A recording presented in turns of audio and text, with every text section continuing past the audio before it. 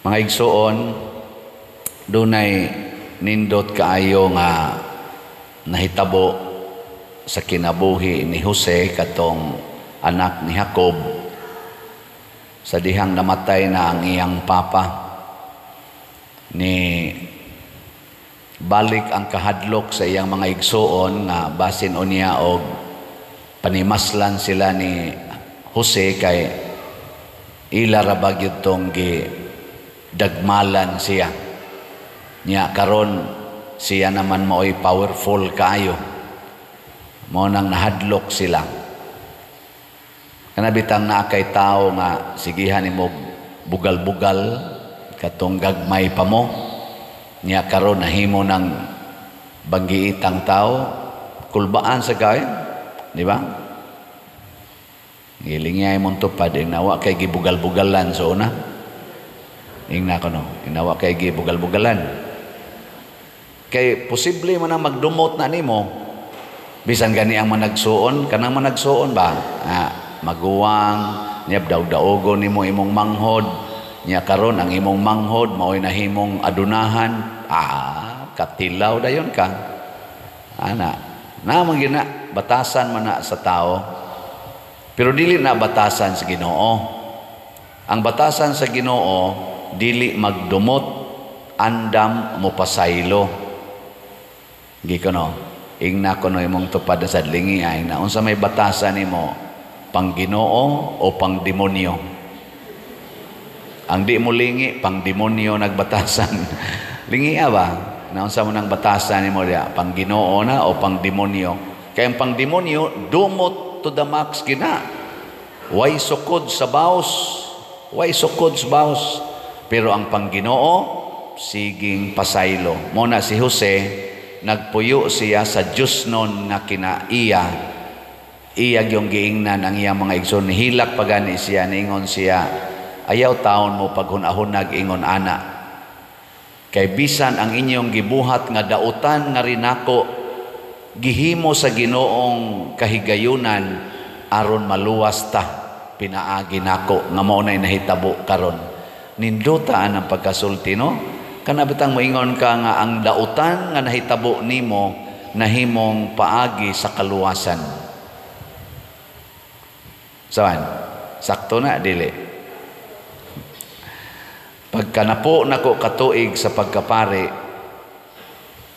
way back 2014, ni hangyo gyud ko sa atong arsobispo nga kung pwede i-assign lang ko og parokya kay wa jud ko katilaw og parokya unya that time 50 anyos nako basig mamatay ko bishop unya di ko katilaw gyud dag parokya nya niingon dayon siya, I will take it into consideration kay padong naman to mag general reshuffling pag amurag dako nga reshuffling pag 2014 dito ko sa SPFY ato kadungog dayon ko sa ako mga kauban na-assign dayon sa parokya upat mami kabuok ako kuha sa ko sa akong appointment excited kay kog asa kong parokyaha sus pag-abli na ko gibutang man dito, you will be assigned as chaplain of the prison ministry unya resident priest sa Santo Rosario. Pagkabasa na ko ana to akong luha kay ingon ko unsa man ni daog-daog ako pa nga tiguang na unya nangandoy nga ma-assign og parokya ni naman os presuhan nya gibutang man tuod og parokya pero resident priest mura bag disable nga pare ba samtang ang akong mga manghod kay pagkapare assistant parish priest, or team member. Hasta gud akong pipila ka mga estudyante sa SPFY kay 7 man ko katuig. Uy, nga assistant parish priest, ang uban gani na parish priest. Ako, resident priest. Nya tiguang ako pag ikinatiguangan. Hilak-hila ko ato. Nya akong gidawat, naka-recover na po ko. 5 years ko dito sa prisuhan, dito ko nalingaw og maayo og dito ko nakasabot aning kasakit. Mas nilaw ba ang akong pagsabot sa kasakit ug ang paghigugma aning gitawag nato in quotation mga kriminal. Munang dili na gyud ko musalikway og kriminal. Kay daghan kaayong mga kriminal nga nabiktima gyud sa sitwasyon sa ilang kinabuhi. Motong dihay usa ka lawyer samtang na-assign pa ko didto, nya naghisgot mis kinabuhi sa mga piniriso, napuloy kay sila dito, ilang pagkaon, pastang lisura, napag-ilang higdaanan, ang uban aris ilawom sa katri, diya pag mga tulo ka tao ilawom sa katri, na asbabaw sa katri, tuwa pag di as gatongtong sa katri, tuwa pag gaduyan sa babaw, nya way mga ligo, kay wa kayo'y tubig, nya ilang CR, usara ka buok, nya ang usa ka silda, 30 ka buok tao, usa ka buok CR, nya naar sa tipo nila. Ang kwarto nako sa Santo Rosario, nga gamay magitong kwartuha, equivalent sa silda dito sa prisuhan, nga puy-an og 34 ka tao. Lisod may ko ditong tuparan kog madri, ana maigo naman sa akong kamot, nagi mahitabo kung mo tupad. Samot na yung 34 katao diha. Dito ko nakaingon pagkahayahay dahil nako bisag resident priest ko Santo Rosario, pagka-privilege nako ikumparar aning gitawag pagyug mga kriminal nya inigawas pagid ani sinalikway paginis mga tao samtang ako gapuyo ko Santo Rosario tinuod na ako'y kahiubos kay nganong ubos kaayo ang akong ranggo kunuhay in quotation isipare, pero daghan man kayong mohangop nako, daghan man kayong mo imbitar na kog kaon nya inigdupa-dupa nako, tagaan din kog stipend dito, magdupa sila atubangan Santa Cruz Canus amudagan ilang kaso, tagutlo katuig wa ay hearing, napaginiuban unom na katuig way hearing, nya inig-schedule pagyus hearing, i-postpone pagyud lain na sang mga tuig imong paabuton, sidlak adlaw sawop ang adlaw dito galingkod ka. Na iniabot nagtag 13 katuig, na pagani 15 katuig, wap agyun maaksyon ni ilang kaso. Tutok na muna ko. Niingon si Kristo, walay tinunan nga labaw sa iyang magtutudlo. Walay ulipon nga labaw siyang agalon. Kung siya, si Kristo gipaantos, kung siya si Kristo gipatay sa cross matod pa niya, unsa pa kahibuhaton nila sa iyang mga sakop. Biko no be, lingay mong tupad ing na tinunan ka ni Kristo. Ngutan na ba na tinunan ka ni Kristo? Kay tinunan gani ka ni Kristo, ug tinuod jud kang tinunan or disipulo ni Kristo, andam ka magantos. Di ka mo reklamo. Di ba? Pero reklamador gani kaita, pasabot kontra di itang Kristo, gitawag tag anti-Kristo or anti-Kristo or anti-Christ. Ug daghan kay dinhing nanimba, apil nang nanagwali, sama aning nagwali karon nga anti-Christ, kana bang tao nga di gustong musunod sa kasakit ug pag-antos ni Kristo, nya kusog kay musakit sa iyang isig ka tawo. Ana, mo na karon pagka-assign ako dinhi, mura jud kog na daw pag-alagad sa parokya.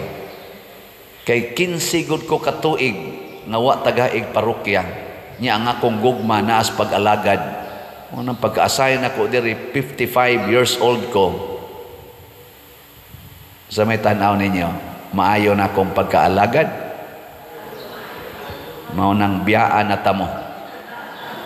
May makang pagkaalagad. Ingos Kristo, biya na. Ni aksyon kong kahiubos, nganong wa dawata ang akong letter ug ang inyong letters, mga kapitan. 5 ka kapitan nato, nihatag sag letter ngadto sa arsobispo, nihatag sad ko, naasad tay mga itawag ato ninyo signature campaign, mga organizations, libuan to ka signatures gihatag sa nato ngadto ni Archbishop nya wa gyoy bisan gamay lang comment tungod kay assignment na mo akong nadawat. Sa akong assignment, wag yung gibutang dito regarding your petition, ana. Isip tao, niingon dyan ko, bisa na lang sa pag-comment, nga wa na mo dawata tong inyong petisyon tungod kay mauni ang rason. Muralagway bili. Niya ako da yung napamalandungan, si Kristo gani, gibugal-bugalan pa, gihubuan pa, nga wa man gito'y sa, gilansang pa sa cross, wa man mo reklamo. Niya, mao day na gisulti ni Jose. Unsa man gisa ni Jose, nga gidumtan man siya siya mga igsoon. Unsa man gisa ni Jose, nga ila mang gustong patyon, nangayo ba si Jose og rason? Wa na lang sad. Pagkakita niya siya mga igsoon, wa siya nganong inyo man kong gihug tabay? Nganong inyo man kong gustong ipapatay? Unsa may rason? Wa na mangita. Unsa may giingon ni Jose? Pagbuot sa Ginoo nga inyo tong buhaton nako aron mahimong agianan sa kaluwasan. Munang di na lang sad ta mangutana nganong wa tubaga ang atong letter ngadto sa atong arsobispo kay pagbuot nas Ginoo. Authority go na ay nalagpangutana. Ubos rabia ka. In short, ulipon rabia ako sa obispo. Kung unsay desisyon sa akong amo, din alang ko mangutana, pero ang akong ikondisyon, nganong ipadala man ko sa Compostela, nga niya pa man untay 70 million din nga utang, unya pabor man gid unta kay ning parokyaha nga bayran taning 70 million gikan aning parokyaha, kay sit up na mga atong system, nya kay giibot man ta dinhi, back to zero man ta dito, wa pa mo tay siguro kabayad bataan nya tuwa sa laing problema dito, din alang ko mangutana ana. Ang ako na lang interpretasyon, moingon na lang ko, gihimo nis Ginoo aron mahimong agianan sa kaluwasan. Di ba? Lingi imong tupad ingna may gyud bitaw nga mobiya sa Padersiano dinhi ingna. Na may gyud maayo gyud bitaw nga mobiya siya dinhi. Ingna ba imong tupad? Ingna. Kay magsiging ngono man ayaw na Ang importante hinuon, kung gusto gyud mo nga makakita sa kaayos Ginoo, ayaw mo hunong og palit og slat. Bisan pag-asa nako, palit yapon mo sa slat aron mabayran na natong 70 million. Kay kita dinhi naanas mga 300 million ang atong nadawat nga mga donation in my 6 years. Ako niya na ipakwenta, oy, Ma'am Treasurer, kwintaha ragod ang tanan atong nadawat dinhing donations kay ato nang ihatag ang aktual kanang around 300 million nga donations nga atong nadawat dinhi sukad sa akong pagka-parish priest hangtod karon og wa man kaabot dol-dool. Kinsa may naghatag ana? Kamo naglingkod ron? Di oy. Gamay ra kayong porsyon sa atong territorial parishioners ang nakahatag ana. More than 80% hinatag sa atong gitawag og online parishioners. Kinsa man ning online parishioners kanang nagsunod aning atong misa online. Unya mituo nato, inig-ingon nato, donate mo dire kay di ako'y project slot palit sila slots nga wa gani sila kataak aning atong simbahan, wa gani sila kaari dire. Muna, niingon rasad ko, kamo mga online parishioners, tabang mo sa territorial parishioners. Karon, kamo mo akong territorial parishioners. Ang taga Compostela, dugay na sad na nga akong na online parishioners. Karon mo balhin ko dito, sila na sa akong territorial parishioners, kamo na sa akong online parishioners. Di ba? Niyan sa may buhaton, palit yapog slat. Nganong na nagminghoy man na inyo mga daong. Maunay kinaiya sa mga yawanon. Possessive. Kinahanglan kita, dili ta possessive. Unsa man? Unsa may opposite sa possessive? Loving. Kay kanang nahigugma, mo set free gina siyang gihigugma. Kanang nahigugma, malaumon kanunay. Di ba? Naman na 1 Corinthians chapter 13, love believes all things, endures all things, accept all things, and love never ends. Ana siya. Mauna, padayon ko musulti ninyo, palitan ning ato mga slots o padayon. Unsa gito'y meaning sa slot? Minimum donation para sa atong certain project or certain activity. Unya, minimum man, doon na sanay maximum. So, ang atong minimum, 100 pesos. Ang maximum, wa nay limit. So, update, ang atong slot. Unya, in return, ang atong madawat, mao ang mga grasya sa Ginoo nga atong specifically stated sa atong mga slots title. Sama ning atong unang slot, God's reward and complete elation or grace. Mao ni ang atong gamiton pagbayad sa 70 million. Tag 100 pesos per slot. Unya, naasad ni siya 70 slot challenge nga tag 7,000 per challenge.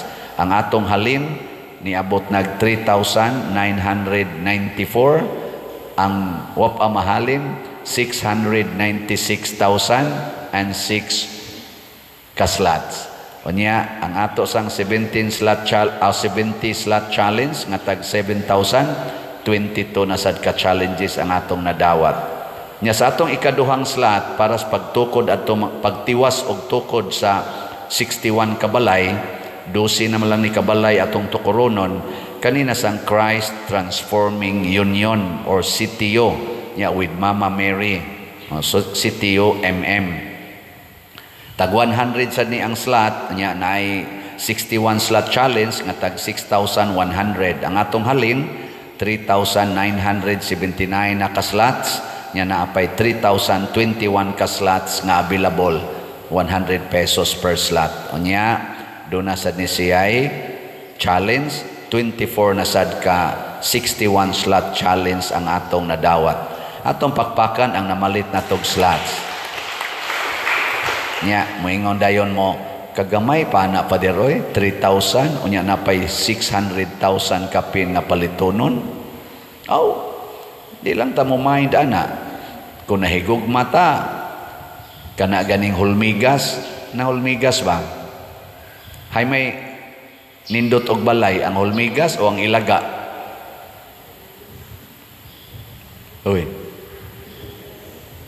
O kanang anay ba hay may nindot og balay ang anay o ang ilaga.